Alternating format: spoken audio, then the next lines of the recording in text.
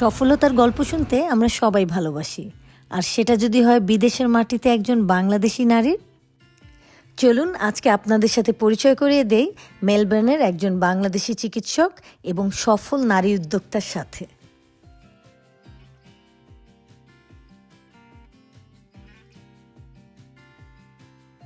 Hello, আসসালামু আলাইকুম। আমার নাম রেশমি শেহলি। আমি চিটাগং মেডিকেল থেকে পাশ করেছি, আর এখন আমি অস্ট্রেলিয়ার মেলবোর্নে কাজ করছি একজন জেনারেল প্র্যাকটিশনার এবং একজন স্কিন ক্যান্সার ডক্টর আর কসমেটিক ডক্টর হিসেবে।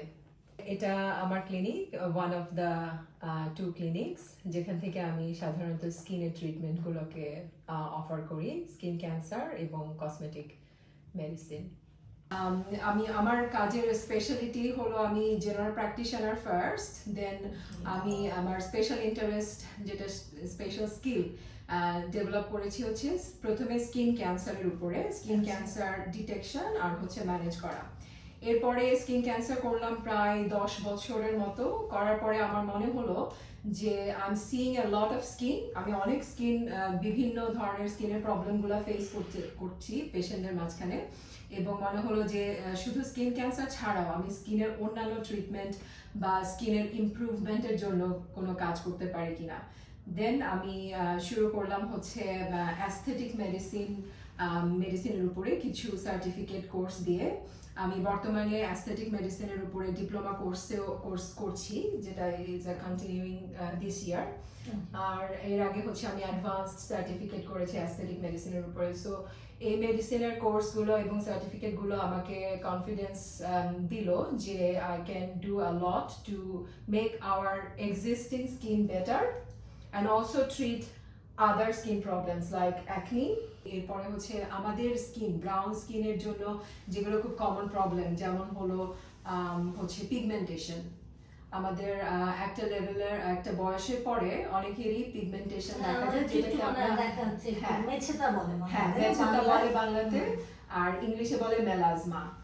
হ্যাঁ, এটা হচ্ছে পিগমেন্টেশন অফ দ্য স্কিন, যেটা হচ্ছে অনেকগুলো কারণে হতে পারে। অনেকের হয় হচ্ছে জেনেটিক কারণে, অনেকের সানবার্নের সান ড্যামেজের কারণে, অনেকের হচ্ছে হরমোনাল আপস অ্যান্ড ডাউনস এর কারণে, অনেকের হচ্ছে মেডিকেশন থেকেও হতে পারে পিগমেন্টেশন। তো সেটা আমাকে অনেকেই বলতো যে আপনি কি এটা দূর করার জন্য কিছু করতে পারবেন কিনা। তো এগুলো সবকিছু চিন্তা করে there are many modalities of treatment for this kind of pigmentation or skin issues, but I think যে আমার মনে হয়েছে যে মোস্ট ইফেক্টিভ কি হতে পারে। তো তখন আমার মনে হলো যে laser is a very good device that can treat all this issue of the skin. বিভিন্ন রকমের যে তিল আঁচিল হয় না মানুষজন, হ্যাঁ, অনেকেরই আঁচিল বা তিল সেটা যদি রিমুভ করতে চায়, আমি রেকমেন্ড করি লেজার না, সেটার জন্য রেডিও ফ্রিকোয়েন্সি আরেকটা এনার্জি ডিভাইস আছে, সেটাও আমার কাছে আছে আমাদের ক্লিনিকে। সো ওটা নিয়েও কাজ করি। ওটা নিয়ে প্রায় আমি কোভিড এর সময় থেকে মানে 4 বছর হলো ওটার উপরে কাজ করতেছি, রেডিও ফ্রিকোয়েন্সি। তো আমি জাস্ট আমার কাজের পরিধিটাকে আরো বাড়ানোর জন্য এই লেজার ডিভাইস আমি মানে অ্যাপ্লিকেশন শুরু করব আর কি। তো আমরা তো আজকাল কিন্তু খুব শুনি যে লেজার ট্রিটমেন্ট, এইটা লেজার করে দাও, ওইটা লেজার করে দাও। তো আসলে জিনিসটা কি আমি আসলে জানি না, মানে জিনিসটা কিভাবে হয়, কিংবা তুমি যদি একটু বুঝিয়ে বলো আমাদের লেজার ট্রিটমেন্টটা কি। অবশ্যই, লেজার নিয়ে আসলে অনেক মিথ আছে। অনেকে মনে করে যে লেজার ক্যান বি ডেঞ্জারাস। আমি একটু লেজার সম্বন্ধে তাহলে বলে নিই, তাহলে আপনাদের কাছে ক্লিয়ার হবে।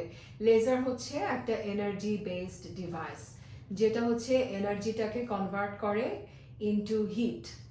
It's actually like a heating device.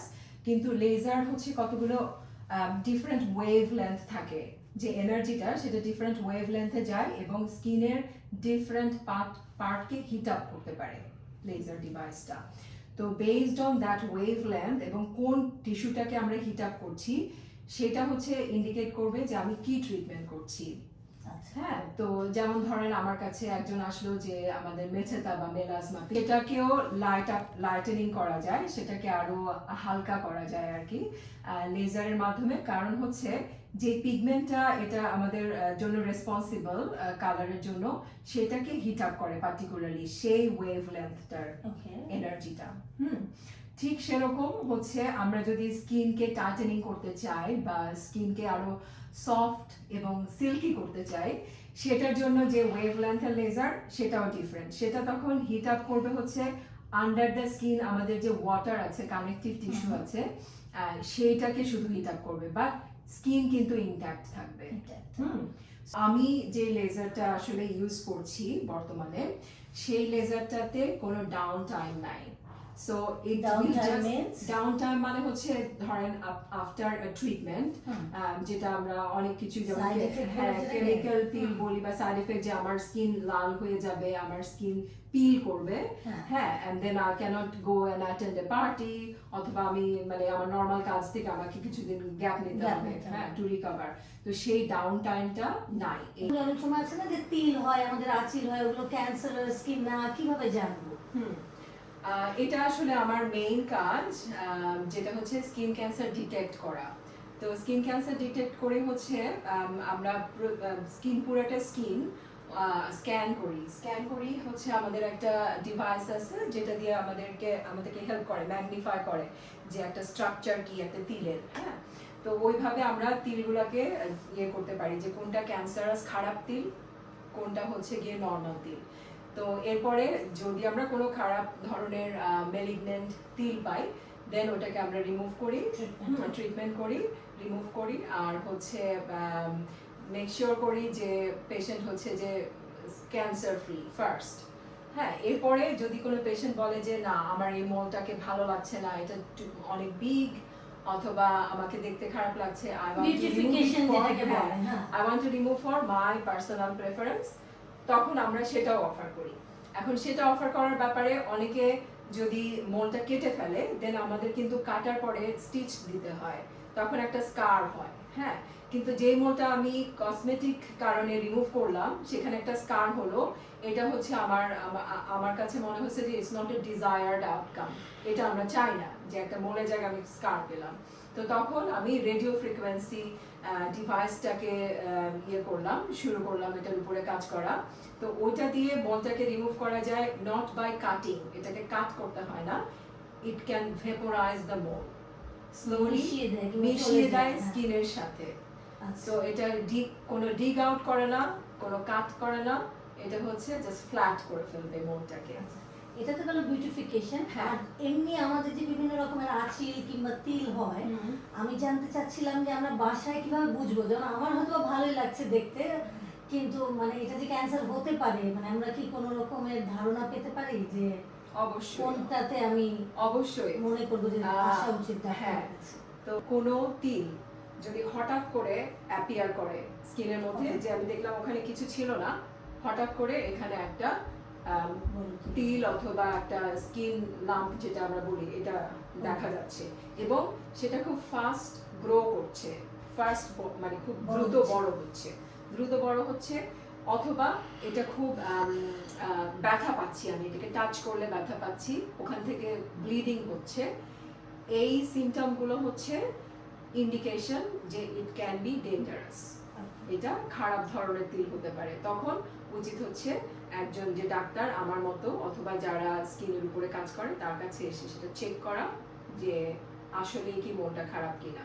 এটা হচ্ছে আমার নতুন লেজার ইকুইপমেন্ট, যেটা দিয়ে আমি বিভিন্ন স্কিনের প্রবলেমের উপরে কাজ করব।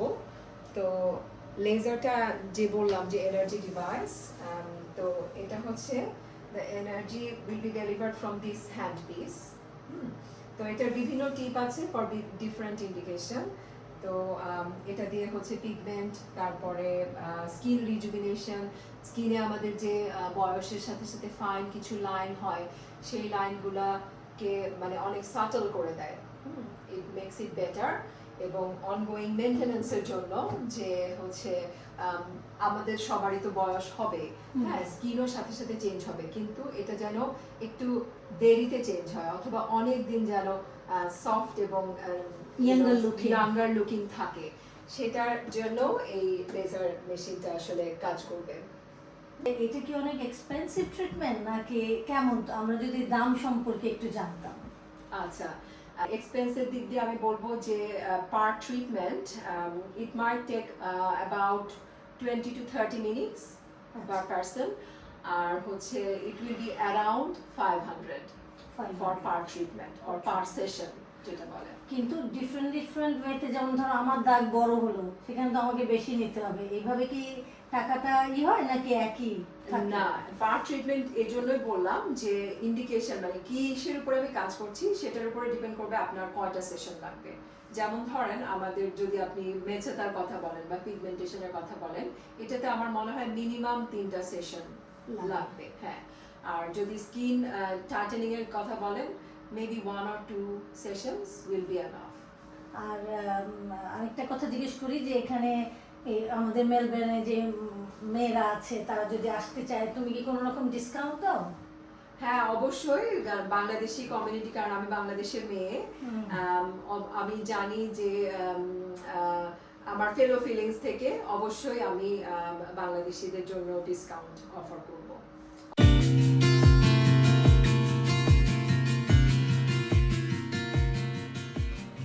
এই যে এই ডিভাইসটার কথা বলছিলাম, ডার্মাটোস্কোপ, যেটা দিয়ে আমরা সব ধরনের তিলগুলোকে চেক করি, হ্যাঁ। তো আমি এখানে এই তিলটাকে দেখছি যে এটা আসলে কি ভালো তিল নাকি খারাপ তিল।